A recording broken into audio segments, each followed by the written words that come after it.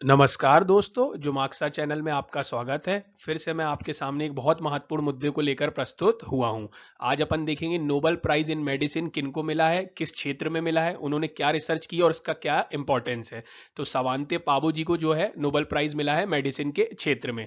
तो इस वीडियो को ज़्यादा से ज़्यादा लोगों तक पहुंचाइए ताकि ये बहुत महत्वपूर्ण जानकारी सब तक पहुंच सके। तो चलिए स्टार्ट करते हैं, जानते हैं कि उनको किस क्षेत्र में जो है नोबेल प्राइज मिला है। तो देखिए, उन्होंने डिस्कवरी की है, आविष्कार किया है genomes of extinct होमोनिन्स and human evolution. तो आपको जैसे मालूम होगा कि अपन पहले क्या है, जंगलों में रहते थे, है ना। अपना जो कहीं ना कहीं अपन जो आज के मानव है उनको होमोसेपियंस कहा जाता है। और उनका जो विकास है वो कहीं ना कहीं किससे हुआ है, एक बंदर से हुआ है, या बंदर थे पहले अपन, इस तरीके से भी आपको मालूम होगा। तो पहले आप देख सकते हैं अपन इस तरीके से चलते थे, है ना, चार पाँव पे इस तरीके से। फिर अपन क्या हुआ, धीरे धीरे अपन ने खड़े होना सीखा। फिर आपको मालूम होगा अपन होमो इरेक्टस बन गए। फिर धीरे धीरे अपन ने टीम बनाना शुरू किया तो अपन निएंडरथल कहलाए। और फिर धीरे से क्या हुआ, आज के मानव का कहीं ना कहीं बहुत हजारों सालों सालों में क्या हुआ, विकास हुआ। तो अब ये जो विकास हुआ है इससे कहीं ना कहीं आपको मालूम होगा, जैसे फॉर एग्जांपल आप देखते हैं कि कई लोग अपनी माता पे गए, आप बोलते हैं कई लोग अपने पिता पे गए, कई लोग लंबे हैं, कई लोग छोटे हैं। तो ये सारी चीज के पीछे जो मेन कारण होता है वो जीन होता है।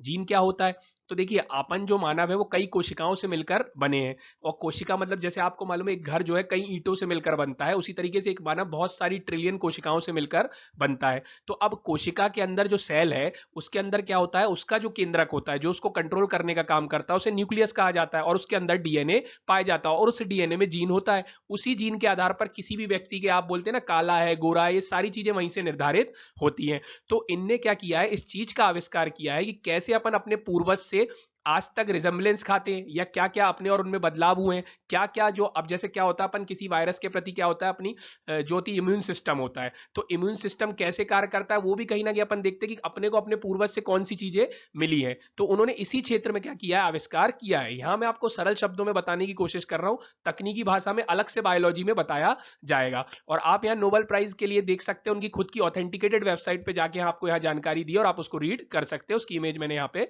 लगा दी है, आप यहाँ हिंदी में भी देख सकते हैं।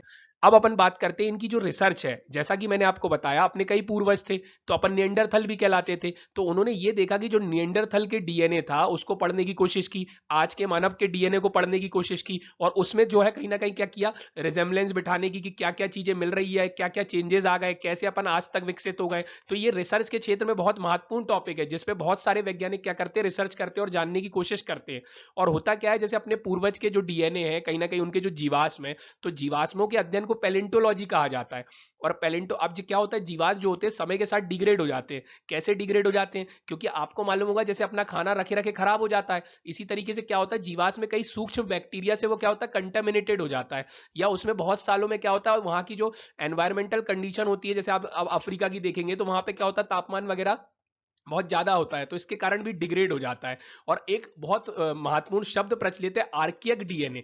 आर्कियक डीएनए का क्या मतलब है कि अपना डीएनए अपने पूर्वज से कितना ज्यादा रिजेम्बलेंस खाता है या कितने उसमें चेंजेस है। इस टाइप की स्टडी को रिसर्च के क्षेत्र में आर्कियक डीएनए कहा जाता है। तो अब मैं आपको जो बता रहा था कि कैसे अपन विकसित हुए, तो निएंडरथल से अपना क्या क्या मतलब रिजेम्बलेंस है, या उनके डीएनए की स्टडी की, अपने डीएनए की स्टडी की। ऐसे ही डेनिसोवा भी अपने क्या है, पूर्वज कहलाते हैं। तो अपने पूर्वजों से क्या है, कहीं ना कहीं उनकी जानकारी से कि अपन कैसे कैसे विकसित हुए उसकी स्टडी को ही कहीं ना कहीं अपन क्या कर रहे हैं, इनने रिसर्च की है। और ये बहुत इंपॉसिबल स्टडी थी, जैसा कि मैंने आपको बताया कि डीएनए क्या होते हैं, वो कहीं ना कहीं क्या होते हैं, डिग्रेड हो जाते हैं। तो ऐसा मानना था वैज्ञानिकों का कि कर पाना ऐसी रिसर्च मुश्किल है, लेकिन इनने करके दिखाया है। और इसी तरीके से क्या होता है, अपना इम्यून सिस्टम जैसे मैंने आपको बताया, जैसे अब आपको मालूम है जो तिब्बत में लोग रहते हैं, ऊपर साइड को रहते हैं, उनका इम्यून सिस्टम अलग होता है जो कि मैदानी क्षेत्र में रहते हैं। तो इसके पीछे भी कहीं ना कोई क्या है, फिजियोलॉजिकल रिलेवेंस का कारण है। अपने पूर्वज से उनकी क्या की जाती, देखा जाता है कौन कौन से जीन अपन ने अपने पूर्वज से आज की डेट में ग्रहण किए, उसका एकदम फ्लो चार्ट बनाया जाता है कि कैसे कैसे जीन जो है आने वाली पीढ़ी में ट्रांसफर होते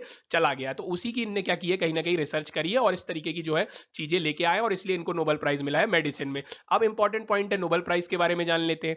तो देखिए क्या हुआ, 1901 में नोबेल प्राइज चालू हुए थे, 5 फील्ड में दिए जाते हैं, फिजिक्स में, केमिस्ट्री में, लिटरेचर में, है ना, मेडिसिन में, है ना, फिजियोलॉजी भी कहते हैं, मेडिसिन और फिजियोलॉजी एक ही चीज है, और पीस के लिए दिया जाता है। और इकोनॉमिक्स में जो था नोबेल प्राइज वो स्टार्टिंग से नहीं था, उसको 1969 में कहीं ना कहीं ऐड किया गया था। तो अब आज मेडिसिन का मिल गया, ऐसे ही आगे चल के फिजिक्स, केमिस्ट्री सब सारे प्राइज मिलना शुरू हो जाएंगे। और फिर मैं आपके साथ अगले वीडियो में मिलूंगा। और अल्फ्रेड नोबल जी को आप जानते होंगे, इनने कहीं ना कहीं एक्सप्लोजिव का किया था, डायनामाइट का आविष्कार, और इनने अपनी विल में लिख के गए थे कि आने वाले समय में क्या है, ये सारे प्राइज जो ह्यूमैनिटी के क्षेत्र में बहुत अच्छा काम करते हैं, ह्यूमन को आगे बढ़ाने के लिए, ह्यूमन के क्षेत्र में काम करते हैं, उनको दिया जाएगा।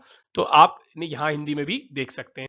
तो इस तरीके से आपको यदि हमें कांटेक्ट करना है तो ये हमारी डिटेल दी गई है। तो चलिए, आपको यदि वीडियो पसंद आए तो ज्यादा से ज्यादा शेयर कीजिए, लाइक कीजिए, सब्सक्राइब कीजिए, कमेंट कीजिए। Thank you, thanks for watching.